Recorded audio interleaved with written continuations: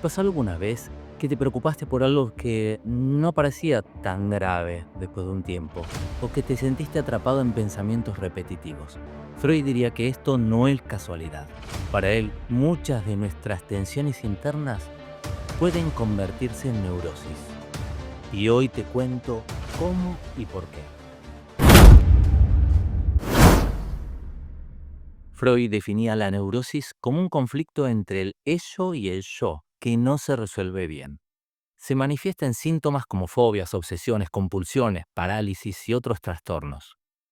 Lo que distingue a la neurosis es que la causa suele ser inconsciente. El paciente no sabe por qué se siente así. Freud decía que todos somos un poco neuróticos. Sí, como lo escuchaste, porque al estar dentro de una cultura, ya no podemos satisfacer del todo las pulsiones del ello. Tenemos que adaptarnos al grupo y negociar esa satisfacción. Y por esta insatisfacción, el hombre enferma. Pero, ¿cómo se forman estas neurosis? Freud decía que muchas neurosis se originan en experiencias de la infancia que fueron reprimidas. Si un niño vive un conflicto emocional fuerte y no lo resuelve bien, puede arrastrarlo a la adultez. Por ejemplo, si un niño aprende que expresar su enojo está mal, puede crecer reprimiéndolo, hasta que la tensión explota en forma de fobias o ansiedad. Freud propuso que la personalidad se desarrolla a través de 5 etapas psicosexuales, cada una con una zona erógena predominante y un conflicto que el niño debe resolver. Si el conflicto no se resuelve adecuadamente, puede generar fijaciones que afectarán la vida adulta.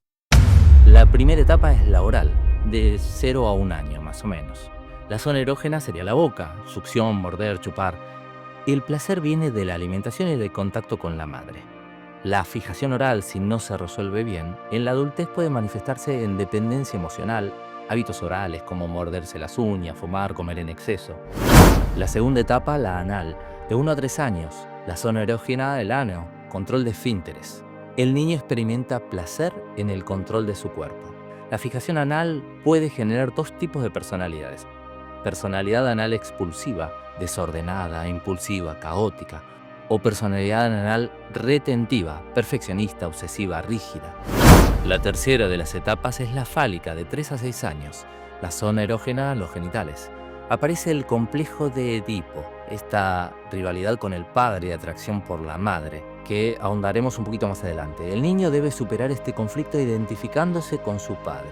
La fijación fálica en la adultez puede generar problemas con la autoridad o conflictos en las relaciones. La cuarta etapa, de latencia, de 6 a 12 años aproximadamente. No hay una zona erógena predominante. La energía sexual se reprime y se enfoca en el aprendizaje y la socialización. Y la quinta etapa, la genital, de 12 años en adelante, la zona erógena es los genitales. Se establece una sexualidad madura y relaciones afectivas adultas. Si las etapas anteriores se resolvieron bien, la persona logra vínculos saludables. Pero te decía, en la etapa fálica ocurre un conflicto clave en la teoría de Freud, el complejo de Edipo. Te decía, en la etapa fálica el niño siente atracción por su madre y rivalidad con su padre. Como no puede competir con su padre, reprime ese deseo y se identifica con él, adoptando sus valores y normas. Este proceso es clave en la formación del super-yo, es decir, de las normas morales.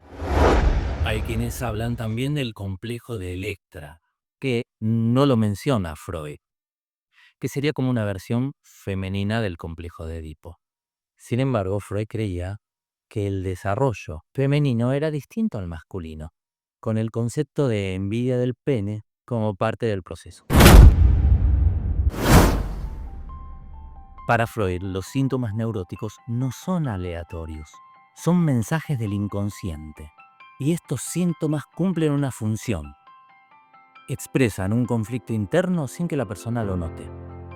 Si alguien tuviera una parálisis en la mano, sin una explicación médica, Freud diría, ¿qué conflicto interno está reprimiendo a esa persona? Pero si la causa es inconsciente, ¿cómo la encontramos? Acá entra en juego el psicoanálisis. Freud desarrolló un método terapéutico para sacar a la luz los conflictos internos, los inconscientes, y ayudar a resolverlos. Pero a diferencia de la medicina tradicional, el psicoanálisis no se centra en los síntomas, sino en la historia detrás de ellos. Arranquemos con el método, por ejemplo el de asociación libre. El paciente debe decir todo lo que le venga a la mente, sin censura. El objetivo es que afloren pensamientos reprimidos o conexiones ocultas. Freud descubrió que cuando alguien habla libremente, su inconsciente se filtra en lapsus, repeticiones o temas recurrentes. Por ejemplo, en una sesión, una persona empieza a hablar de su jefe y sin darse cuenta menciona varias veces a su padre. ¿Casualidad? Freud diría que no. Pero el inconsciente no se esconde solamente detrás de las palabras. También lo hace a través de los sueños. Freud llamó a los sueños el camino real al inconsciente. Creía que los sueños contienen deseos reprimidos disfrazados de símbolos. Diferenció dos niveles: el contenido manifiesto, lo que recordamos al despertar, y el contenido latente, el verdadero significado oculto. Por ejemplo, soñás que se te caen los dientes, y Freud lo podría interpretar como un miedo a perder algo importante. Poder, juventud, control, pero no lo tomes de una manera literal, como se hacen en esas publicaciones, esos posteos que decís, soñás que se caen los dientes, significa esto. Para ello, habría que tener varias sesiones de terapia y ver qué hay detrás, qué es lo que quiere expresar el inconsciente en cada caso particular. Pero Freud notó que sus pacientes no solo soñaban o cometían errores al hablar, sino que también revivían emociones fuertes. Y ahí apareció el concepto de transferencia. Freud descubrió que los pacientes repetían en terapia sus relaciones pasadas. Transferían en el analista emociones y conflictos no resueltos con figuras importantes, como los padres, las parejas. A través de esta repetición podían revivir, entender y elaborar esos conflictos. Por ejemplo, un paciente puede sentir que su terapeuta lo juzga, pero en realidad podría estar proyectando la relación que tenía con su madre. Todo esto suena interesante, pero ¿funciona realmente el psicoanálisis? ¿Qué queda de él en la psicología moderna?